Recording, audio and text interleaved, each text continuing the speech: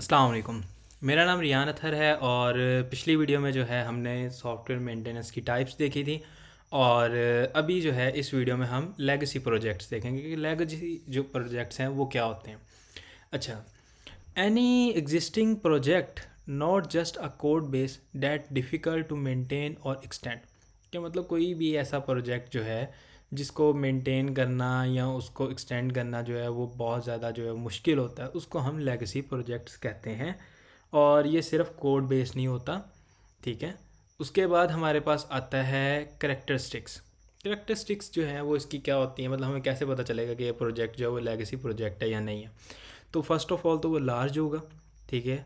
उसके बाद जो है ओल्ड होगा। लार्ज के मतलब उसका साइज़ बहुत ज़्यादा बड़ा होगा। ओल्ड ये कि काफ़ी पहले का बना होगा, लेट्स से कि 1980 का बना होगा, ठीक है, या 2000 का बना हो तो वो भी बहुत ज़्यादा अभी टेक्नोलॉजी जिस हिसाब से जो है एडवांस हुई है, तो 2000 वाले प्रोजेक्ट्स भी बहुत ज़्यादा जो है वो ओल्ड ही माने जाएंगे। हाँ, ओल्ड माने जाएंगे। उसके बाद है इनहेरिटेड, कि वो जो है वो इनहेरिट हुआ हुआ, इसको हम अभी आगे डिस्कस करेंगे। उसके बाद है पुअरली डॉक्यूमेंटेड, कि उसकी जो डॉक्यूमेंटेशन है वो बहुत ज़्यादा जो है वो ख़राब है। डॉक्यूमेंटेशन के अंदर जो चीज़ें हैं वो क्लियर नहीं है, ठीक है। डॉक्यूमेंटेशन जो होती है ना, उसके अंदर आप सारी रिक्वायरमेंट्स को सही तरीके से नोट डाउन करते हो। आप उसके अंदर बताते हो कि मैं कौन से जो है वो आर्किटेक्चर जो है वो मैं यूज़ कर रहा हूँ, कौन सी मैं टेक्निक यूज़ कर रहा हूँ, फंक्शंस को डिफ़ाइन करते हो, रिक्वायरमेंट्स को अच्छे तरीके से डिफ़ाइन करते हो। तो मतलब उसके अंदर जो है कौन सी टेक्नोलॉजी पे आप काम कर रहे हैं, किस फ्रेमवर्क पे काम कर रहे हैं। तो मतलब ये है कि उसके अंदर इन सारी चीज़ों का ख्याल जो है वो सही तरीके से नहीं रखा होता। उसके बाद अब एक और चीज़ वो नीचे कह रहा है, just because a project fulfill some of the preceding criteria doesn't necessarily mean it should be treated as legacy project। वो कह रहा है कि इन चारों में से एक दो भी अगर चीज़ें कोई प्रोजेक्ट जो है वो इसमें फॉल कर रहा है या उसके करेक्टरिस्टिक्स में ये एक दो चीज़ें भी हैं, तो उसकी बेस पे आप इसे जो है वो लेगेसी प्रोजेक्ट नहीं कह सकते जब तक कि ये चारों की चारों करेक्टरिस्टिक्स जो है वो पूरी ना हो रही हो, ठीक है। उसके बाद अब लेगेसी कोड आ गया हमारे पास। लेगेसी कोड क्या होता है? ये होता है अनटेस्टेड अनटेस्टेबल कोड। क्या मतलब? ऐसा कोड जिसको आपने टेस्ट नहीं किया या फिर आप उसको टेस्ट कर नहीं सकते, कर भी नहीं सकते, ठीक है। अब जब वो कह रहा है कि पुअर डॉक्यूमेंटेशन होगी तो non existent non reliable systems become untestable. जब डॉक्यूमेंटेशन जो है वो किसी सिस्टम की सही तरीके से आपने नहीं की होती तो उसकी वजह से फिर आप उसको टेस्ट भी नहीं कर पाते। तो जब आप डॉक्यूमेंटेशन कर रहे होते हैं तो उसी डॉक्यूमेंटेशन की बेस पे फिर आप टेस्ट केसेस भी बनाते हो और देखते हो कि आपका जो सिस्टम है वो कितना एफिशिएंटली वर्क कर रहा है, ठीक है। तो लेगेसी कोड के अंदर जो है वो इस चीज़ का ख्याल नहीं रखा होता। और रीट्रो एक्टिविटी इज़ एक्सट्रीमली डिफ़िकल्ट, कि जो रीट्रो एक्टिविटी है ये बहुत ज़्यादा जो है वो डिफ़िकल्ट होती है लेगेसी कोड में। अच्छा, फिर उसके बाद अनटेस्टेबल कोड में और ऑब्वियसली लेगेसी कोड में भी। अच्छा, उसके बाद है इनफ्लेक्सिबल कोड। इनफ्लेक्सिबल कोड ऐसा है, no response in implanting new features, कि आपने कोई नया फीचर उस कोड के अंदर ऐड किया है लेकिन उसका आपको आउटपुट कोई शो नहीं हो रही, कोई आपको रिज़ल्ट जो है वो उसका नहीं शो हो रहा। उसके बाद minor changes in code to be done in various places, के माइनर चेंज जो है उसके होने की ज़रूरत होती है वेरियस प्लेसेस पे, ठीक है। तो इनफ्लेक्सिबल कोड का जो सिंपल मीनिंग है यहाँ पे, कि वो कोड जो है वो इस तरीके का कोड है कि उसके अंदर आप कोई नई चीज़ ऐड करते हो तो वो उसको जो है एडजस्ट नहीं कर पाता या वो उसको जो है हज़म नहीं कर पाता, आप ये भी कह सकते हैं, सॉरी।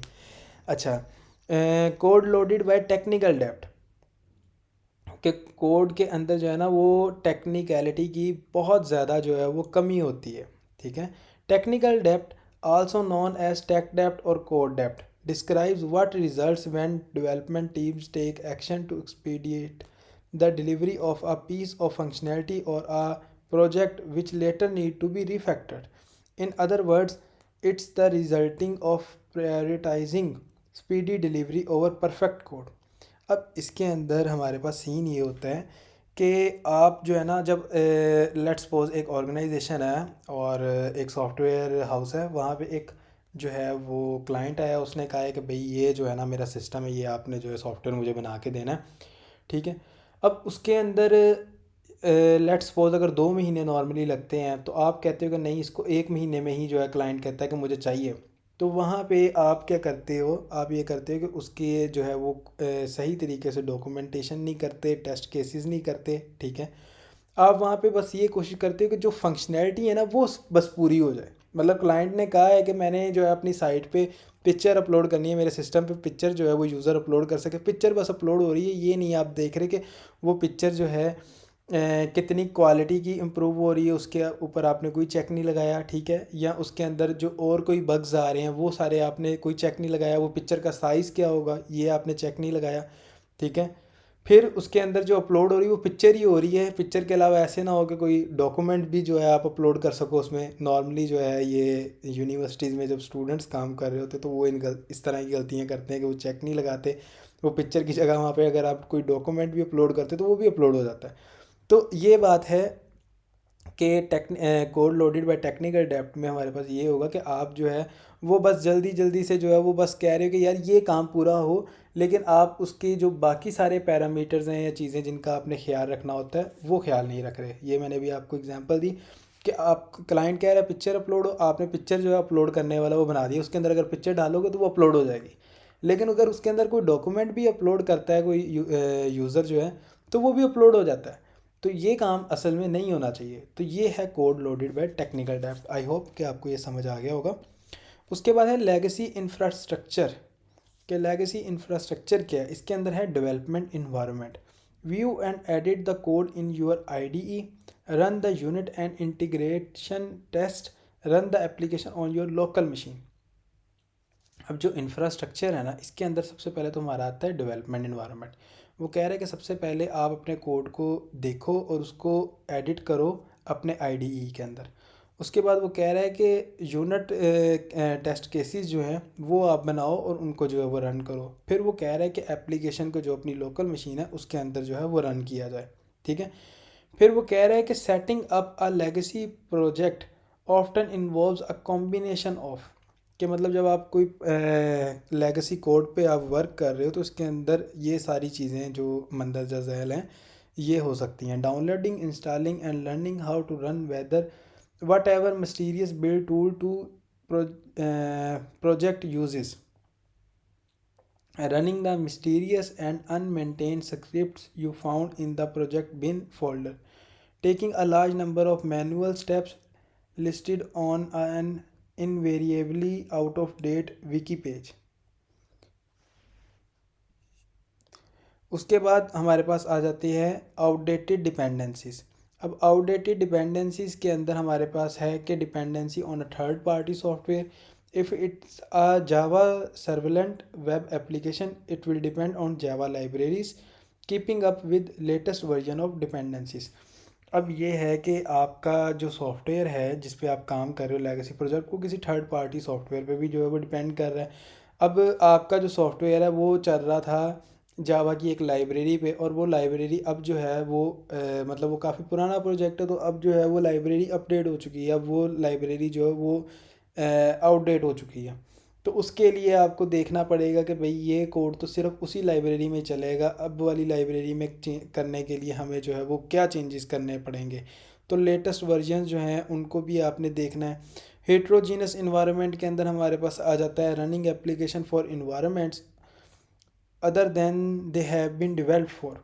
कि मतलब एक जो आपने सॉफ्टवेयर बनाया है वो आपने एक स्पेसिफिक इन्वायरमेंट के लिए बनाया है, तो अब अगर वो उस इन्वायरमेंट की बजाय किसी और इन्वायरमेंट के अंदर जो वो अगर चलाएंगे तो उसकी वजह से आपको मसले आएंगे, एरर्स आएंगे। तो ये चीज़ आपने देखनी है। Different tools in different environments ad hoc changes, ठीक है। आई होप कि आपको ये लेगेसी कोड, लेगेसी इंफ्रास्ट्रक्चर और लेगेसी प्रोजेक्ट्स की जो है वो समझ आ गई होगी।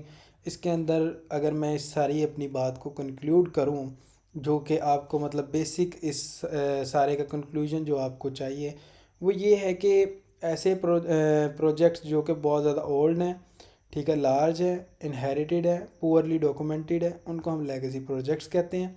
और ऐसा कोड जो कि आप टेस्ट नहीं कर सकते, उसके अंदर कोई चेंज करें तो वो चेंज जो है उसकी कोई आउटपुट नहीं निकलेगी, उस चेंज वो जो चेंज है वो उसके अंदर कोई एफिशिएंट जो है वो कोई उसके अंदर आउटकम नहीं निकलेगी उसकी।